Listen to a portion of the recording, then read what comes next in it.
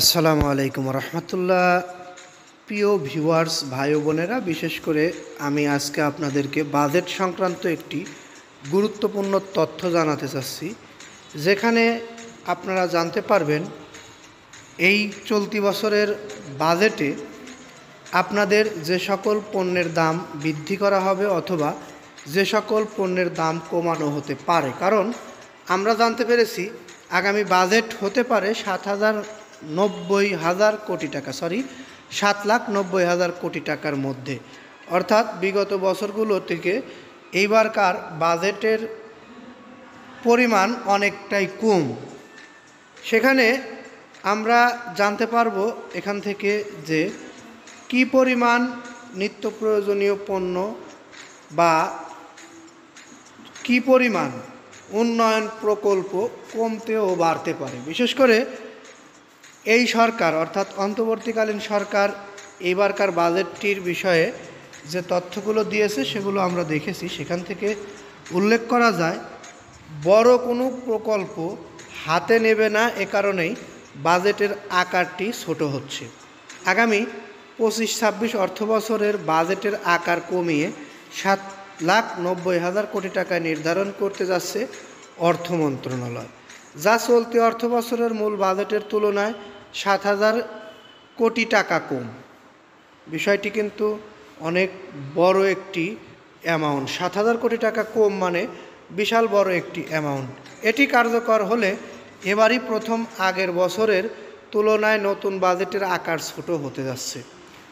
Budget বাস্তবায়নযোগ্য বা budget বাস্তবতা মেনেই উল্লেখ করা হবে।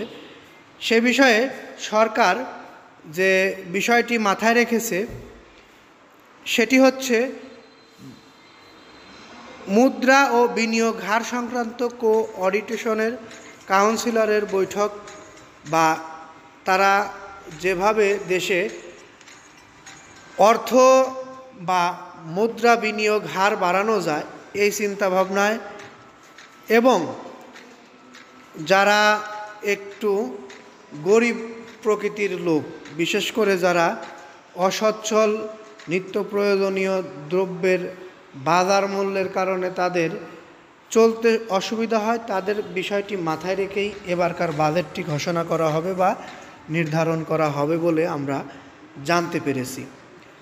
সরকার বড় কোনো প্রকল্প মানে উন্নয়ন প্রকল্প বলতে উন্নয়ন প্রকল্প, রাস্তাঘাট, ব্রিজ, কালভার্ট বা এরকম বড় কোনো প্রকল্প এবার হাতে নেবে না। এ কারণে আসলে বাজেটের আকারটি ছোট হতে যাচ্ছে। বড় কোনো প্রকল্প হাতে না নেওয়ার জন্য যে কারণ তারা দেখিয়েছে যথেষ্ট যুক্তিসঙ্গত। বিশেষ করে নিত্য প্রয়োজনীয় দ্রব্যমূল্যের উপর আর তেমন কোনো রাজস্ব হার বাড়ানো হবে বলে আমরা বুঝতে পারছি না। এখন পর্যন্ত যে বিষয়টি পর্যালোচনা করেছি আমরা দেখেছি সেখানে নিত্য প্রয়োজনীয় দ্রব্যমূল্যের উপরে রাজস্ব হার বাড়াতে না হতে পারে বা নাও বাড়াতে পারে। তবে কিছু দ্রব্যমূল্য রয়েছে, যেমন তামাকজাত দ্রব্যমূল্য, এগুলোর প্রতি সরকারের ক্ষোভ বা কিছু কিছু সংস্থার ক্ষোভ রয়েছে, সেখানে কিছু একটা হতেও পারে। যাই হোক, আমরা এই বিষয়টি নিয়ে পরবর্তীতে আপনাদেরকে উল্লেখযোগ্য আলোচনা জানানোর চেষ্টা করব। এখন পর্যন্ত ধৈর্য সহকারে নিউজটি দেখার জন্য, শোনার জন্য আন্তরিক ধন্যবাদ জানিয়ে এখান থেকে বিদায় নিচ্ছি। ভালো লাগলে লাইক, কমেন্ট, শেয়ার করবেন এই বলে এখান থেকে বিদায় নিই। আসসালামু আলাইকুম।